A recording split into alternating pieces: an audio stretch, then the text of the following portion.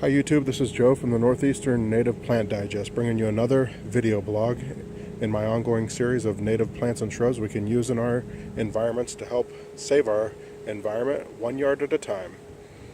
Today I'm going to be going over one of my favorite shrubs in the native landscape, and that is Hamamelis Virginiana, also known as witch hazel. Today's December 24th, so Merry Christmas to everybody out there, Happy Holidays.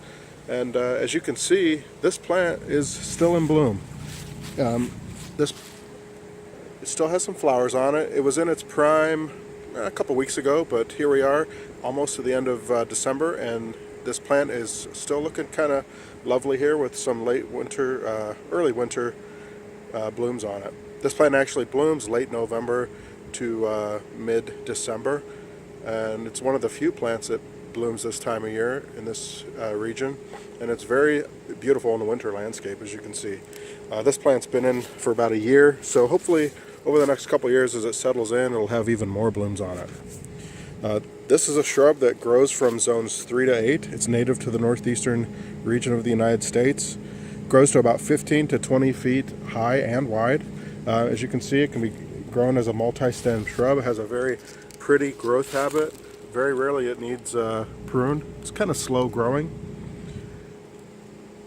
It can grow in a wide array of soil types, from rich, moist, woodland, humusy soils to clay soils.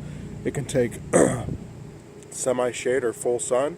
If it's in full sun, it would need constant moisture of water. It does like it to be a little bit on the moist side. Now this is particularly a good shrub for the native garden, and one of the reasons why is because according to the National Wildlife Federation, this shrub helps support up to 69 different species of moths and butterflies, one of the most notable being the polyphemus moth. It also helps, the seeds it produces also feeds a number of different species of birds like the ruffled grouse, the northern bobwhite. Black-capped chickadees will sometimes feed on the seed pods, and even cottontail rabbits will feed on various parts of this plant. It's hard to tell now because of the time of year, and this being a deciduous shrub, but the leaves on this are alternate, simple. It has a asymmetric base and a bluntly pointed tip. The margins are scalloped or wavy.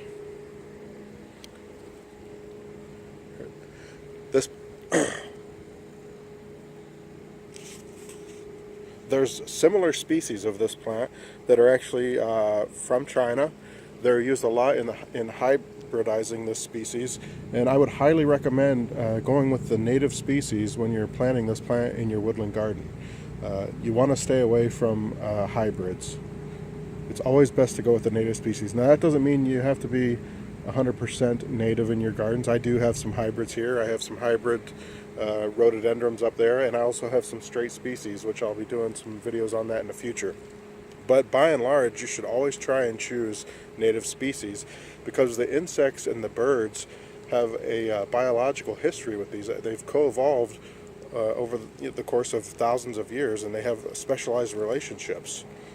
And when you plant non-native plants in the environment, the bugs and the caterpillars, the butterflies, the different insects that rely on these plants, they can't utilize those non-native species.